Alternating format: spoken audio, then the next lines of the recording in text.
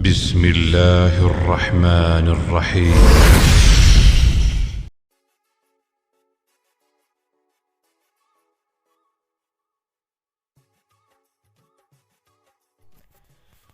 अस्सलाम वालेकुम फ्रेंड्स, क्या हाल चाल है। उम्मीद करता हूँ सब दोस्त ठीक ठाक होंगे अल्लाह ताला के फजल करम के साथ। तो फ्रेंड्स, आज की न्यू वीडियो स्टार्ट करते हैं।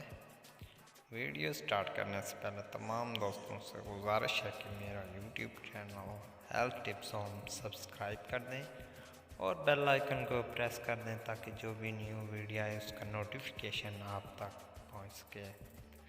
हम बिस्तरी के बाद अगर औरत और मर्द दोनों सीना 3x के 10-10 कतरे क्वार्टर कप नीम गर्म पानी में ले लें तो किसी किस्म की नकाहत, नज़र की कमज़ोरी वगैरह कभी नहीं होगी।